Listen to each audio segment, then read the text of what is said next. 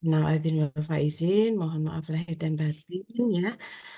Dan hari ini pertemuan sebenarnya mengganti pertemuan kita di minggu sebelum hari raya kemarin ya.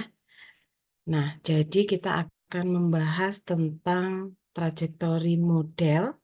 Ini merupakan salah satu teori keperawatan yang mungkin kalau kalian masih ingat dulu di awal-awal kalian sudah dikenalkan tentang teori-teori keperawatan gitu ya. Ada filosofi teori, ada middle ring, ada praktis teori. Nah, ini adalah teori-teori keperawatan yang masuk ke dalam middle ring teori.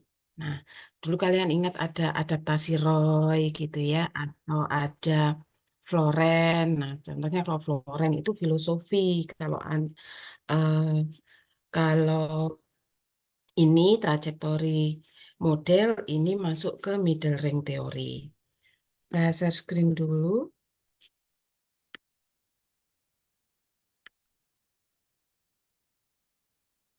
Sudah terlihat ya? Sudah, Nars. Oke.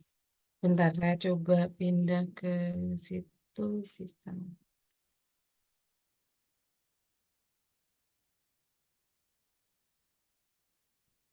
Bisa berpindah ke halaman 2, Dek?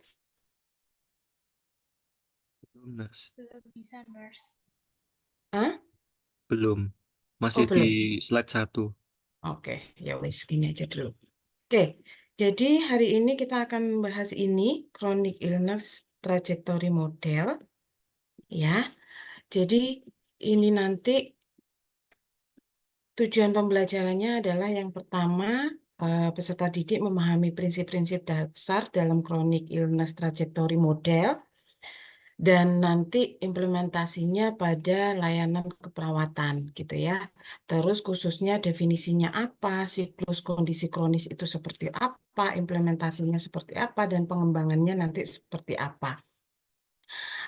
Kalau kalian lihat nanti di beberapa jurnal itu ada tentang aplikasi teori ini dalam beberapa kasus. Nanti akan saya kasih contohnya, nanti kalian bisa baca lebih dalamnya. Jadi kayak semisal di gagal jantung, di diabetes, memang yang paling banyak penelitian dan jurnal-jurnalnya itu adalah di diabetes gitu ya. Di berbagai negara juga dilakukan evaluasi dari implementasi trajektori model ini. Nah, kalau kemarin kita ngomong CCM gitu ya, chronic care model, itu kita melihat secara sistem, artinya secara keseluruhan kita melakukan perawatan untuk masyarakat dengan kondisi kronis. Artinya kita ada community gitu ya, kita melibatkan sistem kesehatan. Nah, ini kalau trajektori model ini kita lebih melihat ke individu yang eh, sakit atau mengalami kondisi kronis. Jadi nanti ada fase-fase yang dia alami selama melakukan perjalanan ya. Kalau trajektori itu perjalanan penyakitnya itu seperti apa. Nah, mungkin kita review sebentar terkait dengan apa itu chronic illness dan juga apa itu chronic condition. Jadi kalau di artikel ataupun di hasil-hasil penelitian, kalian jangan bingung kok kadang nyebutnya chronic condition, kok kadang nyebutnya chronic illness gitu ya. Kalau itu dibahas medis, biasanya mereka mengistilahkan sebagai chronic illness gitu. Tapi untuk keperawatan, kita biasanya menggunakan chronic condition. Kalau dilihat, chronic condition ini mempunyai skop yang lebih dan konteks yang lebih luas. Jadi dia adalah kondisi medis atau masalah kesehatan yang berhubungan dengan gejala dan juga kecacatan yang biasanya itu manajemen perawatannya itu lama dan juga biasanya tidak akan sembuh dalam eh, waktu cepat atau bahkan tidak komplit untuk penyembuhannya gitu. Jadi ada gejala-gejala sisa yang menyertai untuk kondisi kronis ini. Nah, kalau penyakit kronis ini lebih ke arah medical diagnosis. Jadi penyakit yang minimal 1 tahun yang membutuhkan eh, pengobatan gitu ya, yang berkelanjutan dan juga ada keterbatasan aktiviti dalam kehidupannya. Nah, itu adalah chronic illness. Tapi kadang pun dicampur-campur gitu. Chronic illness ya chronic condition gitu. Padahal sebenarnya kalau kita lihat definisinya berbeda gitu ya. Nah, ini adalah populasi lansia gitu. Kalau kita lihat tahun 1090, 2019 sampai nanti 2100 gitu ya. Ini bisa menunjukkan nanti pentingnya chronic management ataupun chronic care. Karena kalau kita lihat semakin ke sini gitu ya, kalau yang 1990 itu adalah yang hitam, yang biru itu adalah 2019 dan yang orange itu adalah 2100 ya. Kalau di awal-awal di masa lampau dan juga sekarang itu usia terbanyak itu ada di usia eh, dewasa muda gitu ya, dewasa muda sampai remaja, anak-anak itu banyak sekali. Namun sekarang namun nantinya itu akan berubah bentuknya dan polanya di mana angka lansia atau populasi lansia ini semakin banyak atau lebih banyak daripada anak-anak dan juga dewasa. Nah, ini mungkin di beberapa negara sudah menunjukkan seperti ini ya, angka kelahiran bayi, angka anak-anaknya itu terus menurun, tapi untuk harapan hidup lansianya itu meningkat sehingga jumlah lansianya itu lebih banyak daripada jumlah anak-anak dan juga dewasanya. Nah, dengan meningkatnya populasi lansia, ini bisa menyebabkan adanya kebutuhan untuk perawatan dan juga manajemen kondisi kronis yang menyertainya, gitu ya. Kalau lansia kan juga eh, harapannya lansia sehat, gitu ya, tetap produktif, tapi ada lansia-lansia yang membutuhkan perawatan dan manajemen untuk kondisi kronis atau penyakit kronis yang dia derita. Jadi nanti semakin ke depan kebutuhan untuk perawatan kronis itu akan semakin meningkat. Nah, selanjutnya ini kalau kita lihat ya, jadi kalau kita bandingkan tahun 2009 dengan tahun 2019, di sini urutannya kalau penyakit menular itu yang merah ya, yang penyakit kronis itu yang biru, terjadi perubahan di mana di tahun 2009 kalau kita lihat di 5 besar saja ya, itu masih ada 2 penyakit infeksi yang masuk di dalamnya. Contohnya tuberkulosis dan juga penyakit diare. Nah, ini tuberkulosis aja masih menduduki angka ketiga gitu. Nah, sedangkan untuk di tahun 2019 ini stroke tetap yang pertama, disusul ischemic heart disease, ada diabetes dan juga ada apa ini nggak kebaca, sirosis ya, dan juga yang ketiga, yang kelima baru ke tuberkulosis. Nah, itu kalau kita lihat berdasarkan kematiannya ya, range kematiannya 4 besar itu diduduki oleh penyakit-penyakit kronis. Nah, kalau mortality plus disability, ini kalau kita lihat stroke juga masuk, ischemic heart disease masuk, diabetes ini paling banyak ya. Nah, walaupun memang masih banyak juga penyakit-penyakit infeksi yang menyebabkan kematian dan juga disability. Nah, karakter unik dari chronic condition management ya. Jadi ini kalau mungkin kalian sekarang masih muda, penyakitnya ya batuk, pilek, demam gitu ya. Itu dengan sekali pengobatan selesai. Nah, ini ada beberapa karakteristik yang berbeda sekali gitu ya dengan eh, perawatan yang selama ini kalian sudah punya pengalaman gitu. Yang pertama adalah di sini penyakit atau kondisi kronis ini membutuhkan suatu manajemen, membutuhkan suatu perawatan yang berkelanjutan gitu ya. Harus dikontrol gejalanya dan harus ada kepatuhan dalam pengobatan, kepatuhan dalam perubahan pola hidup dan juga aktiviti. Nah, karena kalau terjadi ketidakpatuhan itu akan mempengaruhi kondisi, simptomnya akan muncul dan itu akan memperberat.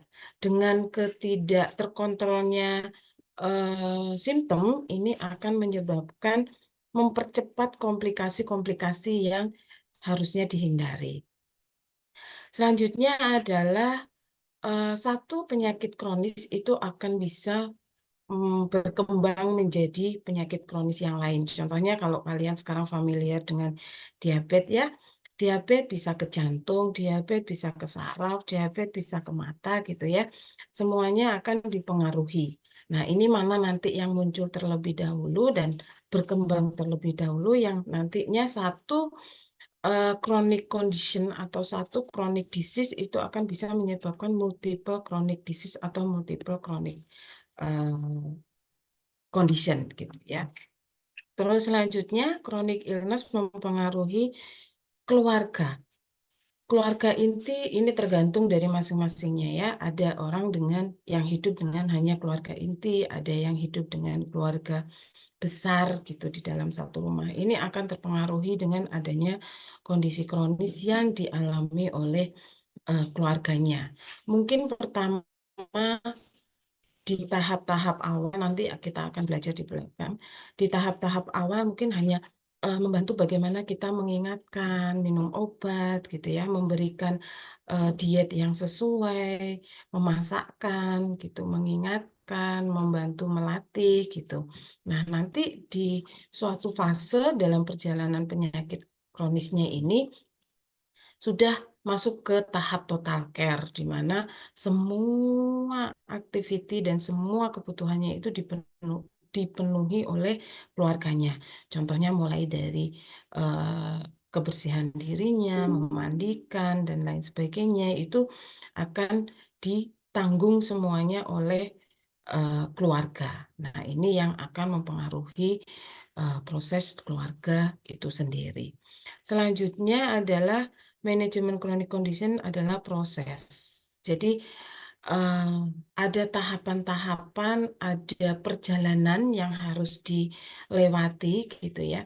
Ada proses mulai dari pengobatan yang simpel sampai nantinya kompleks. Contohnya kalau misal diabetes gitu ya, mungkin dari hanya minum obat oral saja dengan diet ketat gitu ya, dilanjutkan dengan eh, yang lebih kompleks dikit, ada suntik insulin yang dilakukan tiap hari.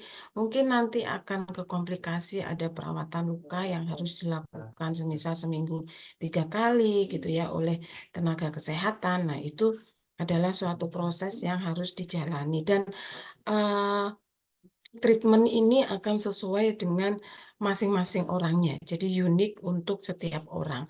Tidak bisa sama nanti komplikasi yang muncul ataupun kebutuhan manajemennya itu akan berbeda satu orang dengan orang yang lain.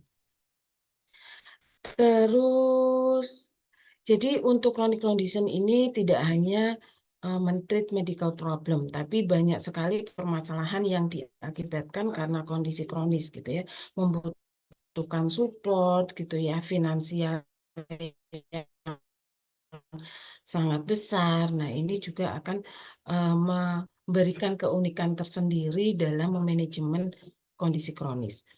Selanjutnya adalah ada beberapa fase yang harus dilewati untuk perjalanan dari diagnosis sampai dengan nanti menjelang ajal. Itu yang harus kita perhatikan per fase-fasenya. Izin sebentar saya ini ya, saya cas laptop dulu.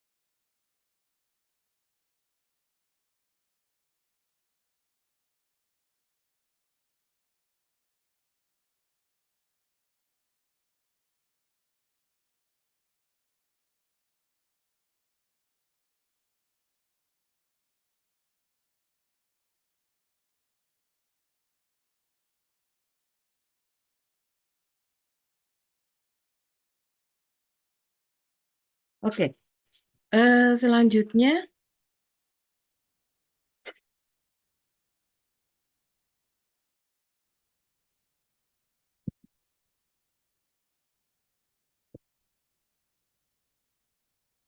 nah, perawatan kronik ataupun manajemen chronic condition ini juga membutuhkan proses kolaborasi yang melibatkan banyak sekali tenaga kesehatan profesional gitu ya yang bekerja bersama untuk pasien dan keluarganya. Jadi bisa fisioterapi, bisa gizi, bisa dokter, bisa perawat gitu, mungkin volunteer volunteer yang sama memiliki pengalaman tentang kondisi kronis. Nah, ini semua akan bekerja bersama sesuai dengan kebutuhan dari pasiennya.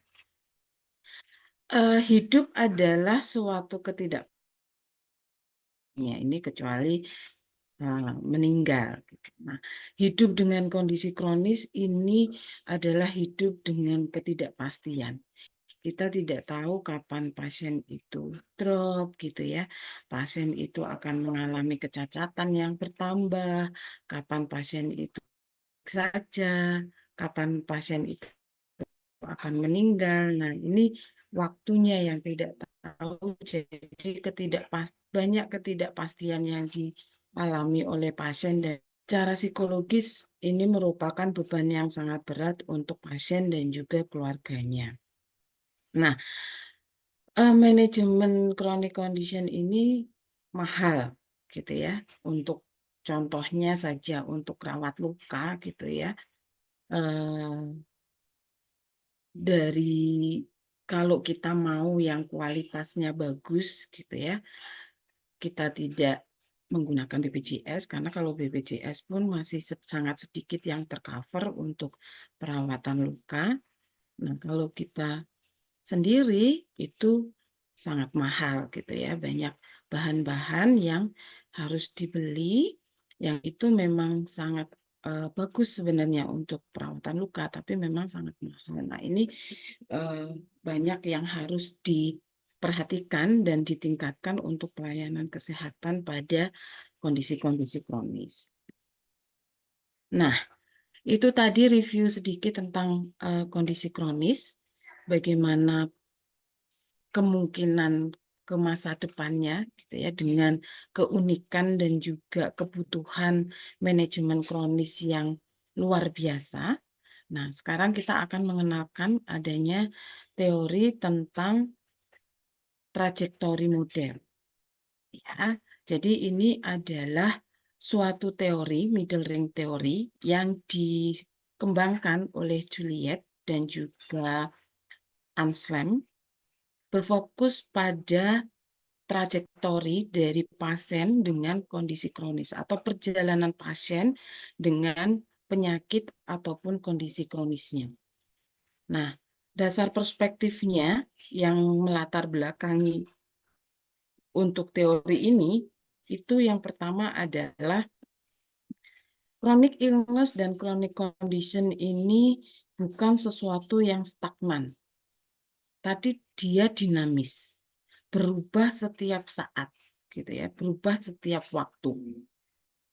Jadi perawatan dan juga manajemennya itu juga berubah-ubah sesuai dengan kebutuhan dari pasien.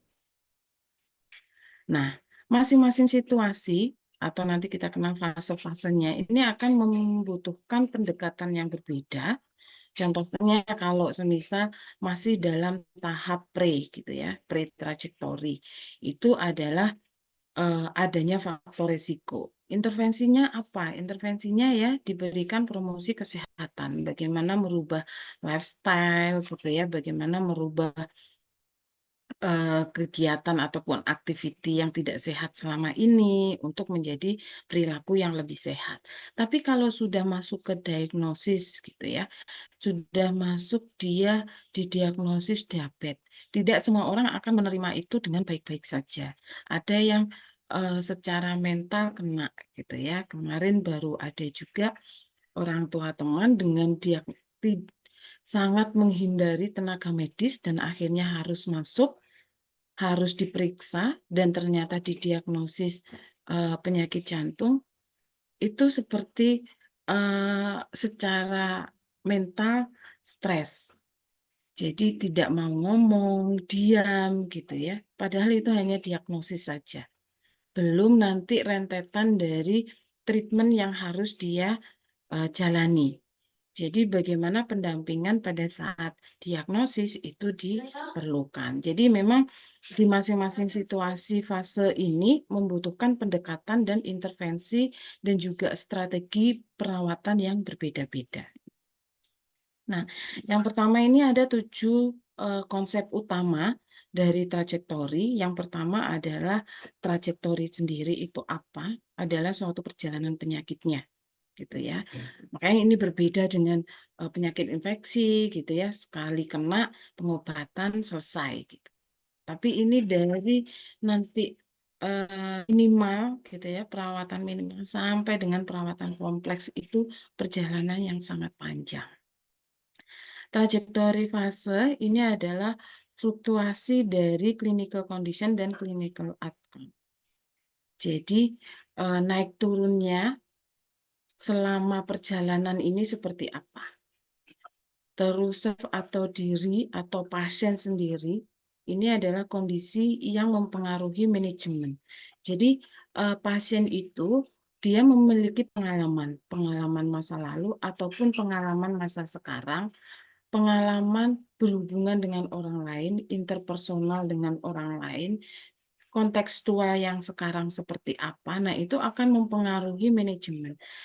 Kalau mungkin pasien ini punya pengalaman dulu merawat orang tuanya atau merawat kakaknya gitu ya dengan kondisi yang sama dengan dia, mungkin akan lebih bisa bekerja sama dengan baik mungkin ya, atau mungkin itu akan menjadi beban lebih gitu ya secara psikologis. Oh, kemarin orang tua saya begini, kakak saya begini, berarti nantinya saya akan begitu juga. Nah, itu juga akan bisa memberikan beban mental dan itu akan mempengaruhi bagaimana penerimaan dia terhadap manajemen ataupun perawatan yang kita berikan. Selanjutnya adalah trajectory projection. Ini adalah goal of care. Jadi bagaimana kita membuat tujuan dari perawatan yang akan dilakukan ini sesuai dengan trajektori fasenya ataupun fasenya. Kalaupun dia masih di pre, tujuannya apa? Nah, tujuan ini akan berubah-ubah sesuai dengan fase dari perjalanannya. Selanjutnya adalah trajektori scheme. Di sini adalah plan sebenarnya. Bagaimana kita merencanakan intervensi, merencanakan perawatan untuk pasien sesuai dengan fase-fase dalam perjalanannya.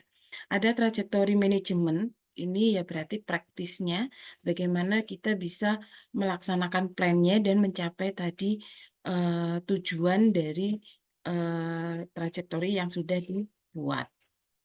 Ada reciprocal impact, jadi ini harapannya bagaimana situasi dan juga intervensi yang dilakukan itu akan memberikan dampak yang bagus gitu ya untuk perubahan dan juga kondisi di masa yang lebih depan. Nah, ini kalau kita melihat konstruknya ya, kita membangunnya dari teori trajektori ini, yang pertama ada personal, interpersonal, dan kontekstual. Ini kondisi yang mempengaruhi manajemen. Kalau kita lihat di konsepnya, ini tadi yang masuk self atau masuk individunya. Nah, ini adalah faktor-faktor yang akan mempengaruhi manajemen atau faktor-faktor yang akan mempengaruhi perawatan.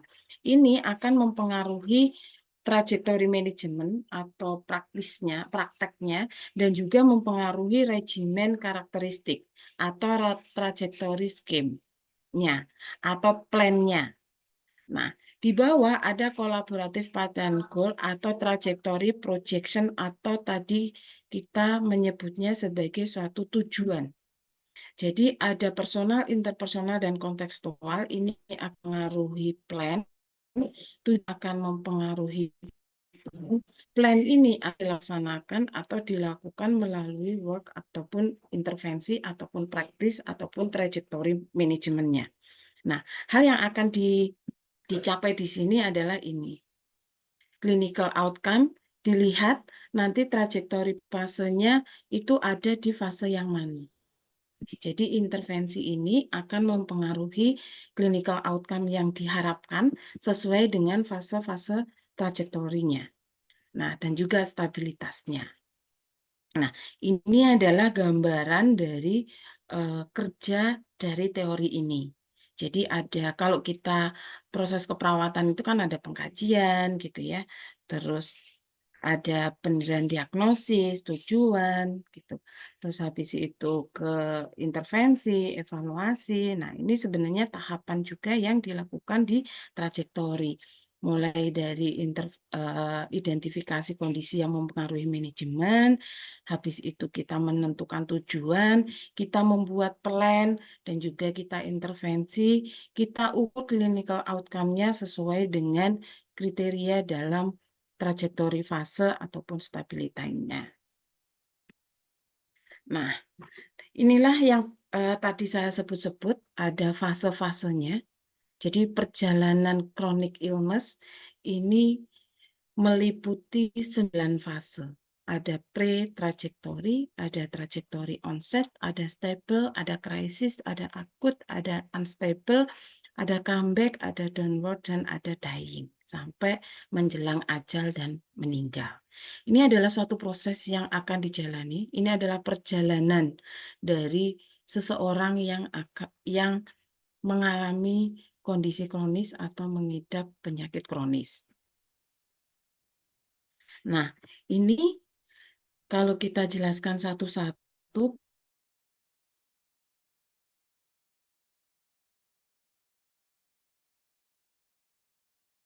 trajektori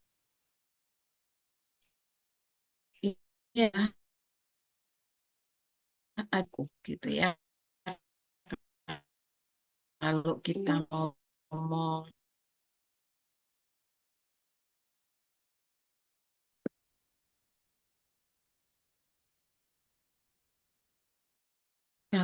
kalau kita ngomong contohnya gitu ya, mungkin ada lifestyle, mungkin sudah terdiagnosis nih, tapi masih bisa mengontrol simptomnya. Jadi masih oke-oke saja. Ada pengobatan, ada minum obat, tapi semuanya masih oke, semuanya masih terkontrol dengan baik. Nah, walaupun memang ada ini ya, ada penyesuaian perilaku kehidupan gitu ya, ada mungkin kecacatan yang itu belum muncul atau itu yang harus dihindari. Jadi ada batasan-batasan agar kecacatan itu bisa dikontrol. Nah, kalau keperawatan di sini ke arah reinforcement ya, memberikan feedback positif gitu terhadap perilaku yang positif yang dilakukan oleh pasien. Memberikan monitoring berkelanjutan. Jadi kalau sudah masuk ke kondisi kronis, ini kan memang butuh monitoring secara reguler, berkelanjutan. Jadi akan bisa dilihat ini sampai mana gitu ya. Kalau stable terus ya alhamdulillah. Nah, itu yang harus dilakukan oleh pasien dan tenaga kesehatan dan juga konsultasi. Ini yang harus dilakukan oleh perawat. Unstable. Unstable di sini adalah perburukan dari simptom. Jadi nanti di fase selanjutnya ketika sudah stabil nih bertahun-tahun oke, nggak ada gejala, pengobatan oke, pasien sudah terbiasa dengan manajemennya gitu ya, terus terjadi perburukan ya, simptomnya tambah buruk, berkembang ke komplikasi gitu ya. Kemarin-kemarin nggak ada luka, ini kok jadi ada luka gitu. Kemarin-kemarin nggak ada masalah penglihatan kok sekarang jadi kabur. Nah, itu masuk ke unstable. Nah, fokus keperawatannya apa? Trial dan new treatment regimen.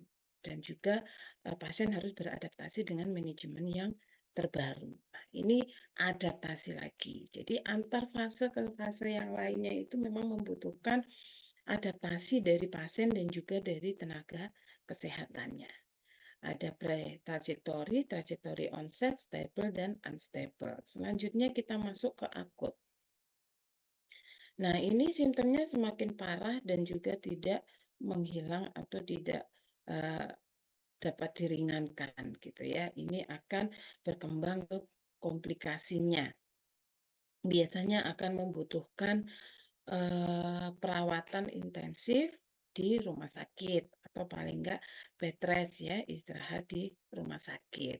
Nah, ini fokusnya adalah direct care dan juga emotional support. Direct care yang langsung mengatasi kondisi pasien di rumah sakit seperti apa kalau masuk intensive care ataupun masuk ruang biasa untuk menstabilkan kondisi. Nah, itu masuk di akut.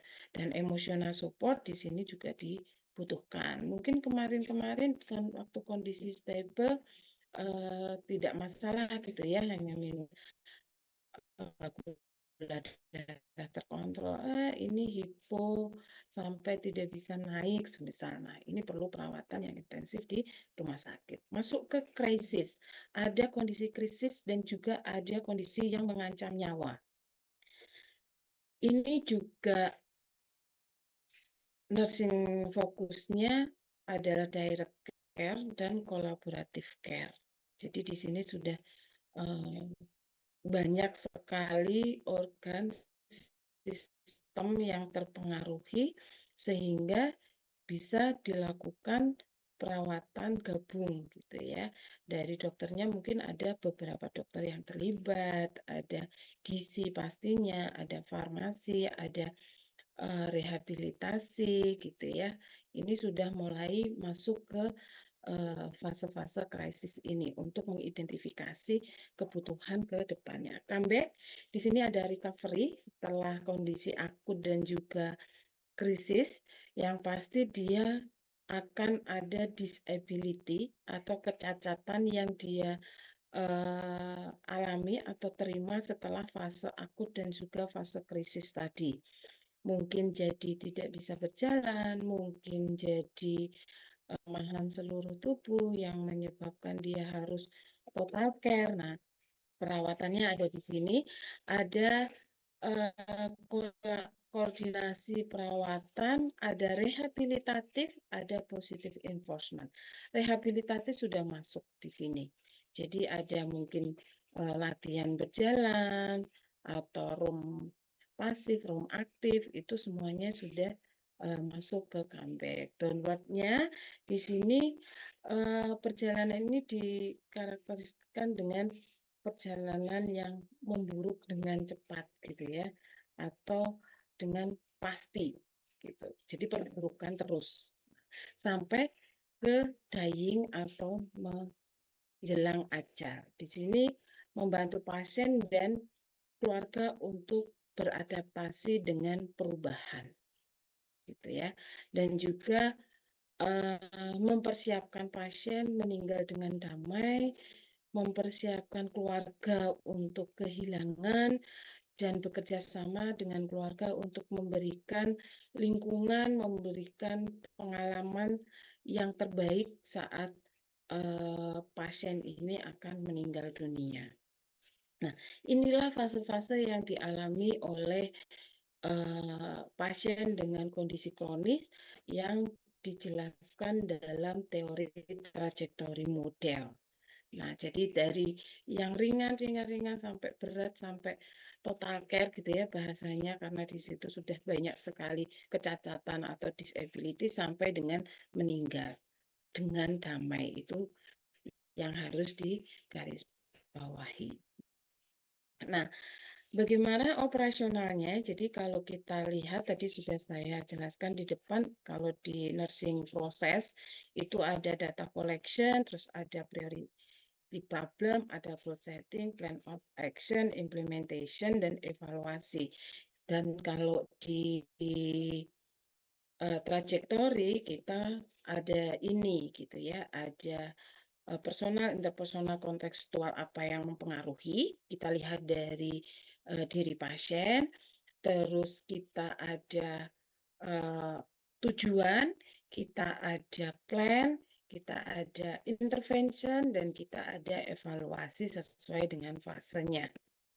Nah, ini nursing proses ini akan masuk ke masing-masing dari fase ini. Identifikasi atau pengkajian di pre-trajectory pasti akan berbeda ketika dengan di comeback dan juga di dying gitu. Tapi prosesnya sama. Bagaimana identifikasi pasiennya, bagaimana membuat tujuan, membuat plan, intervensi, dan evaluasi. Lima langkah ini yang dimasukkan ke dalam teori dari trajektori untuk setiap fase-fase perjalanan kondisi kronisnya. Nah, ini peran perawatnya yang pertama adalah support dan juga menyediakan sumber daya untuk meningkatkan kualitas hidup. Memberikan dukungan ini tidak hanya untuk pasiennya, tapi juga untuk keluarganya. Karena merawat pasien di rumah maupun di rumah sakit dengan kondisi kronis ini butuh adaptasi yang luar biasa untuk keluarganya sendiri maupun untuk dirinya sendiri maupun untuk pasiennya. Sumber daya juga seperti itu. Tenaga kesehatan bisa memberikan informasi-informasi yang dibutuhkan, keterampilan-keterampilan yang dibutuhkan oleh keluarga dan juga pasien untuk perawatan dalam meningkatkan kualitas hidup dari pasiennya.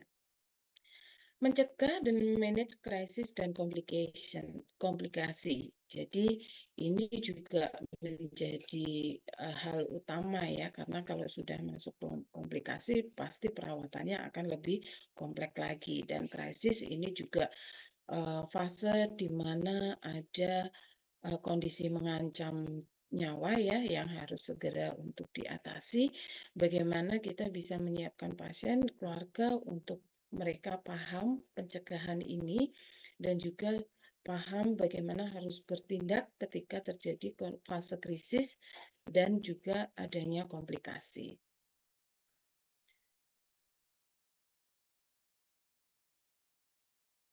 Dan manajemen sesuai dengan apa yang sudah direncanakan. Ini mudah-mudah gampang gitu ya, ada pasien dan keluarga yang oke aja, ada yang membangkang intervensi dari tenaga kesehatan. Menurunkan atau memanage dari gejala.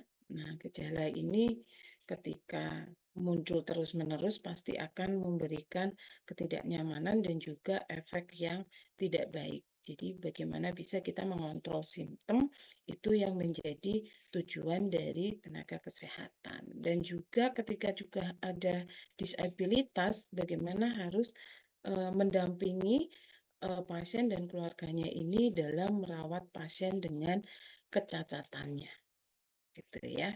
Belum nanti pasiennya yang sensitif gitu ya, mudah marah gitu karena mungkin tertekan, dengan dulunya gagah gitu ya, dulunya bisa berjalan dengan lancar, dulunya bisa berbicara dengan lancar. Nah, ini jadi semua ada batasan sehingga yang keluar adalah marah. Nah, ini juga menjadi tekanan tersendiri bagi keluarga ataupun orang-orang yang merawatnya gitu ya. Nah, jadi yang diintervensi bakal ada dua gitu, ada pasiennya dan ada keluarganya. Nah, ini salah satu contoh kalau kita menggunakan diabetes gitu. Pre-trajectory fase yang pertama. Risikonya apa? Jadi ada obesity dan ada high calorie diet. Ini akan mempengaruhi kejadian dia akan mengidap diabetes. Trajektori onset. Di sini muncul simptom. Kalau kalian sudah belajar mengenal 3P, poli ya, polipagi, poliuri. Nah, stable. Nah, ini dia bisa mengontrol glukosa darahnya dengan baik. Minimal simptom banget gitu ya. Dia harus belajar minum obat, mengontrol makannya, aktivitinya, stresnya. Nah, itu ada di stable. Unstable sudah level glukosa darah sudah tidak stabil, kadang tinggi, kadang rendah, kadang tinggi lagi. Nah, ini yang akan menyebabkan nanti beberapa gejala muncul seperti pusing, pelemahan, 3P-nya, gangguan visual gitu ya. Nah, masuk ke akut complication. Jadi dari ketidakstabilan BG itu akan menyebabkan komplikasi akut seperti DKA gitu ya, sampai hipoglikemi, sampai AKI. Nah, terus masuk ke krisis. Krisis ada hipovolemia, ada DKA yang berat. Nah, itu akan menyebabkan krisis atau kondisi kritis yang membutuhkan intensive care. Nah, comeback post-shock condition, terus ada downwardnya ada CKD, ada stroke, ada heart attack, ada vascular problem, ada aging effect. Dyingnya di sini menjelang ajal, kondisi yang muncul adalah multiple organ failure atau kegagalan organ multiple dan juga kegagalan homeostatis. Nah, ini kalau contohnya ada di penyakit diabetes gitu ya. Mungkin di mulai sini unstable BG ini sudah mulai ada gangguan-gangguan terkait dengan organ yang lain gitu ya. Di sini atau di krisis mungkin sudah akan muncul unstable, akut, krisis, muncul luka-luka gitu ya, yang komplikasi kronis ya. Kalau ini kan komplikasi akutnya. Nah, kronisnya akan muncul di sini downloadnya ada stroke, nah, terus meninggal ataupun menjelang ajal. Nah, ini nanti kalau kalian pengen membaca, ada juga perawatan pasien dengan chronic heart failure menggunakan trajektori model. Ya, nanti pertahapannya seperti apa. Jadi, tidak hanya untuk pasien dengan diabetes, tapi juga dengan gagal jantung kronik. Itu juga menggunakan trajektori model. Sebenarnya masih banyak juga penyakit-penyakit yang lain. Nanti kalau kalian tertarik bisa membacanya lebih lengkap. Nah, ini terkait dengan perawatan ya, di mana tadi ada nursing care, data documentation, ada financial dan resource aspek, ada clinical progress. Jadi di sini financial dan resource aspek ini merupakan suatu aspek yang harus diperhatikan gitu ya, walaupun kita ada BPJS, ada asuransi kesehatan, tapi di luar itu masih membutuhkan banyak sekali pengeluaran gitu ya. Contohnya kalau total care, kalau mungkin orang-orang yang mampu akan menyewa melakukan perawatan di rumah, jadi ada yang memandikan, memberikan makan. Nah, itu mungkin kalau kebutuhan-kebutuhan selama perawatan di rumah seperti diapersnya gitu ya, susunya yang itu pasti akan berbeda gitu ya. Apalagi penyakit-penyakit seperti penyakit stroke gitu ya, membutuhkan susu yang berbeda, habis itu belum intervensi untuk memasang alat-alat yang dibutuhkan seperti NGT, kateter yang mungkin sudah sangat tergantung dengan berbagai alat itu akan membebani finansial gitu ya. Nah, namun dari tenaga kesehatan sekarang memang kalau kita lihat di Malang saja ya, itu sudah banyak sekali sumber daya yang bisa dimanfaatkan atau bisa digunakan oleh pasien gitu ya. Contohnya kayak Pak Hasim punya Pedicare gitu ya. Itu kan memfasilitasi sumber daya bagaimana menyiapkan perawat-perawat yang mampu untuk merawat lansia dengan berbagai kondisinya. Habis itu bagaimana bisa perawat yang mampu merawat luka, memasang alat-alat kayak MGT, terus kayak kateter gitu ya. Jadi pasien tidak, keluarga tidak kesulitan untuk mengakses sumber-sumber untuk perawatan dan juga kesehatan keluarganya. Clinical progress, nah ini progres atau perjalanan ya, memburuk ataupun membaik dari fase-fase tadi itu sangat tergantung dari masing-masing orangnya, sangat tergantung dari penyakitnya, sangat tergantung dengan manajemen yang diberikan. Kalau kita melihat dari sisi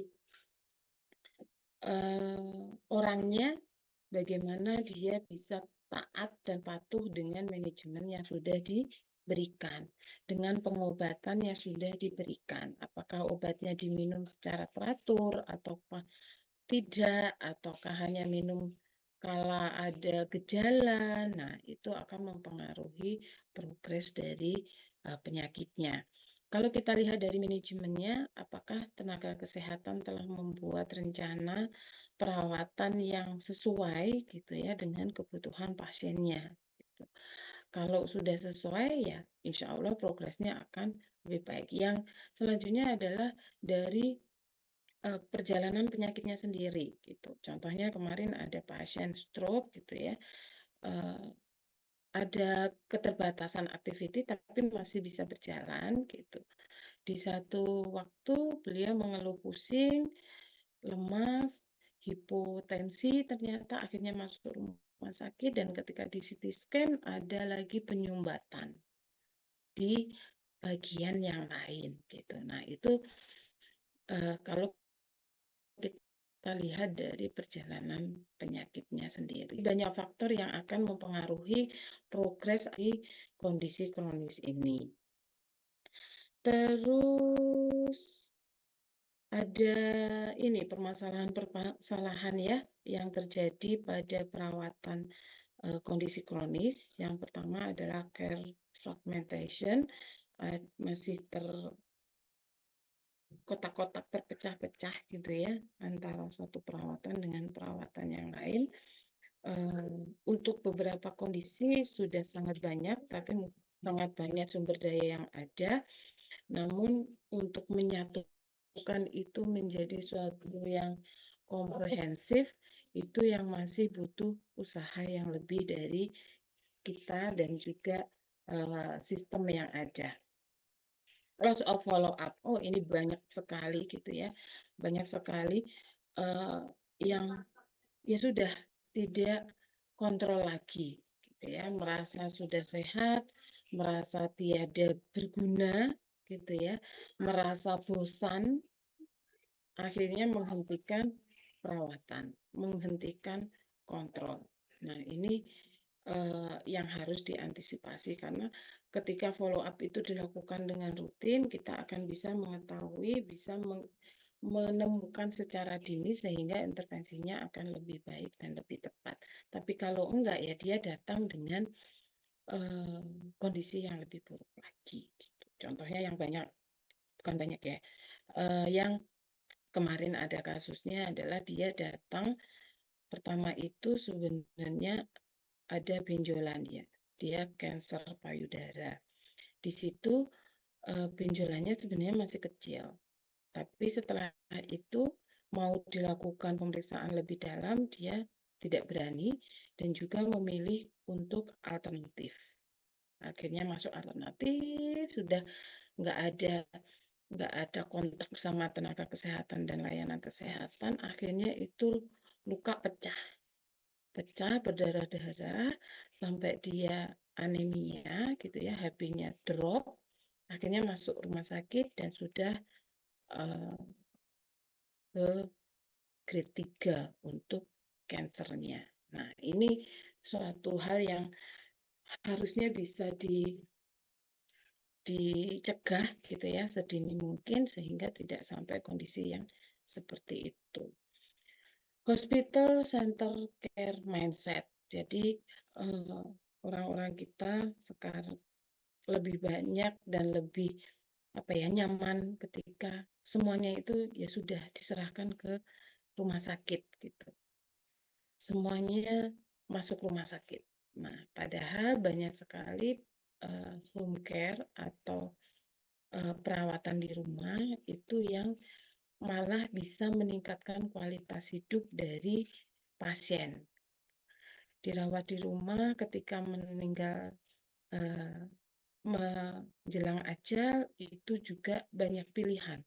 Mau meninggal di rumah sakit, mau meninggal di rumah, ataupun mau meninggal di semacam hospice. Nanti di kronik anak kalian akan dapat juga.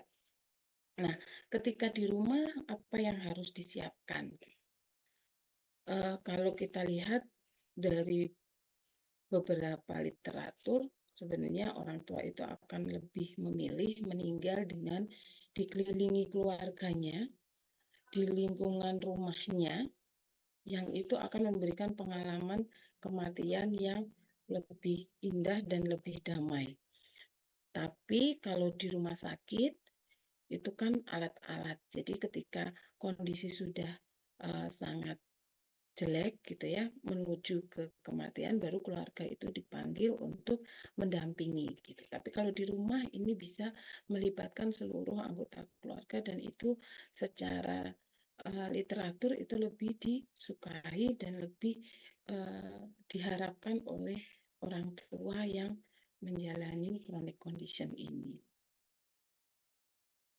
Nah, jadi setiap fase ini membutuhkan itu semua dan hospital setting itu 5-10%, primary care setting ini seperti puskesmas gitu ya atau layanan-layanan level pertama gitu 5-10% dan home setting itu 80-90%.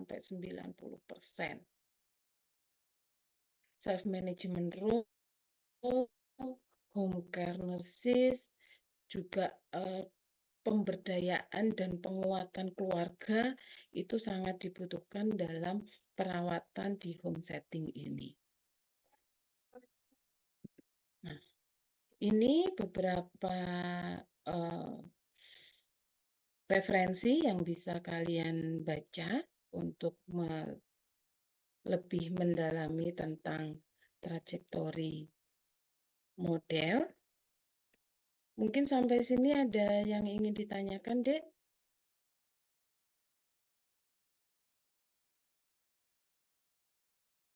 Ya, Muhammad. Siapa? Andre. Baik, Nurse, terima kasih buat kesempatannya. Saya izin bertanya ya, Nurse, terkait dengan Ya. tadi yang step langkah-langkah atau urutan dari step si IPS-nya tadi itu di poin nomor 6 sama 7 kan ada krisis sama comeback. Nah, itu dari saya sendiri kurang paham bedanya di tahapan krisis sama di tahapan comeback itu bedanya yang lebih spesifik itu apa, Nurse, yang membedakan di kedua tahap itu? Oke.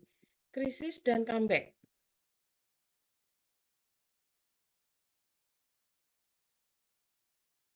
Ya.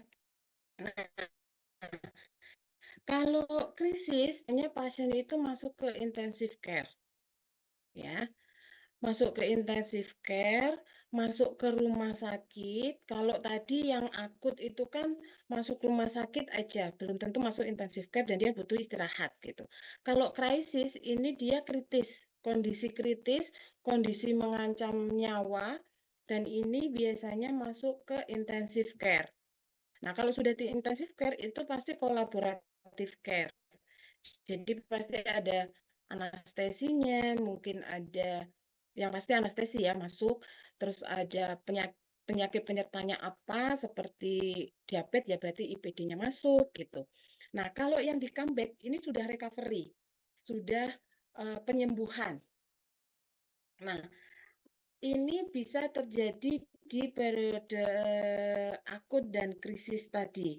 Jadi akut belum tentu terus lanjut ke krisis ya. Akut bisa ke comeback, krisis bisa ke comeback. Jadi comeback ini sudah selesai fase kritisnya, sudah terlewati fase mengancam nyawanya, sudah kembali ke perawatan ruang biasa dan nanti kembali ke rumah. Nah, tapi pasien-pasien post krisis ini kan pasti ada recovery-nya. Contohnya gini, pasien lama di intensive care, pasien bed rest terus, terlentang terus, untuk belajar duduk itu perlu waktu. Untuk belajar berdiri, berjalan itu juga perlu waktu. Apalagi mungkin dengan penyakit-penyakit seperti epilepsi, kejang gitu ya, yang dia stroke gitu, yang ada masalah persyarafan. Kalau itu kena ya dia harus mulai penyembuhan semuanya secara bertahap.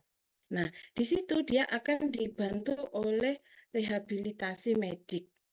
Jadi diajarkan nanti diajarkan dulu duduk. Kalau duduk nggak pusing, apa duduk 45 derajat pakai kasur. Kalau sudah bisa coba nggak pakai kasur, artinya duduk sendiri secara mandiri, habis itu berjalan seperti sedia kala. Nah, itu adalah masuk di comeback. Nah, biasanya di situ setelah fase krisis ini ataupun fase akut ini biasanya akan disertai dengan kecacatan. Contohnya tadi yang dia selama ini stroke, tapi oke. Artinya dia masih bisa berjalan walaupun mungkin ada keterbatasan, tapi masih bisa berjalan pelan-pelan gitu. Di satu waktu dia drop kondisinya hipotensi, mengeluh pusing, masuk rumah sakit. Ternyata diperbaiki kondisi hemostatisnya, oke.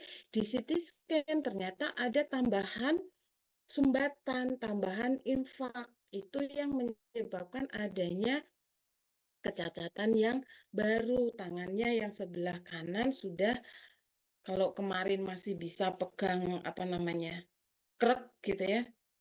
Ini yang satu sudah enggak. Nah, dia harus belajar nih bagaimana dia melatih ini dibantu dengan rehabilitasinya, dan juga kan kecacatan, kelemahan itu tidak sehari 2 hari akan sembuh ya. Butuh proses yang panjang untuk melatihnya. Sehingga dia juga harus beradaptasi. Kemarin mungkin dia bisa makan sendiri karena yang kena tangan kanan gitu ya. Ini bapak saya kemarin juga seperti itu. Pertamanya bisa makan sendiri, terus di suatu waktu kena fase krisis lagi, jebret, kena sebelah kanannya, nggak bisa.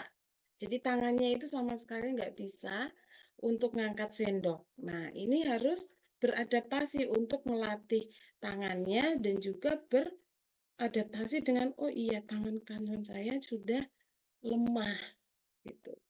Nah, mungkin awal-awal akan banyak marah-marah gitu ya.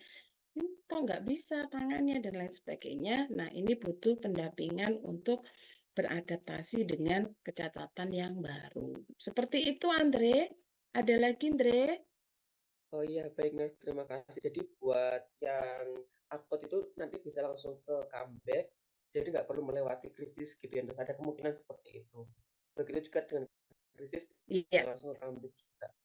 Tapi satu iya. lagi Nurse, ada tidak kemungkinan kan ini kan step dari chronic illness trajectory model. Kita mungkin berbicara terkait dengan penyakit kronik gitu. Nah, apakah ada kemungkinan nanti setelah fase unstable itu langsung bisa ke krisis tanpa melewati akut dulu gitu, Nurse? Karena kan kondisinya sudah kronis gitu. Iya, iya. Sebenarnya bisa aja, Dek. Tadi tergantung dari manajemen yang dia lakukan ya. Kalau dia unstable ini kan sudah perburukan kondisi.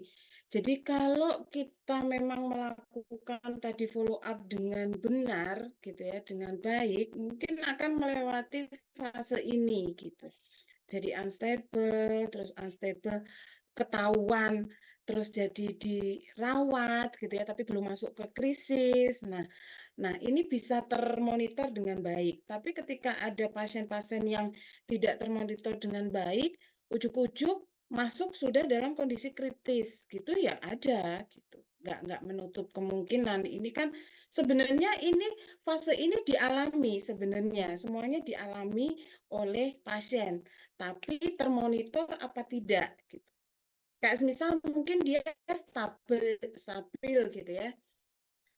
Sekarang dia ada di fase stabil melakukan konsultasi dengan kita. Habis itu putus nih, jebret. Nah, di perjalanan ini sebenarnya ada fase unstable yang mungkin dalam tanda kutip tidak dirasa atau tidak dihiraukan atau tidak diperdulikan. Nah, sehingga itu akan ya sudah nggak apa-apa gitu. Ada keluhan sedikit nggak apa-apa wes tetap dengan apa namanya pola hidupnya yang mungkin menambah masalah penyakitnya gitu. Nah, kemudian dia ujuk-ujuk masuk dengan kritis ataupun kondisi yang mengancam nyawa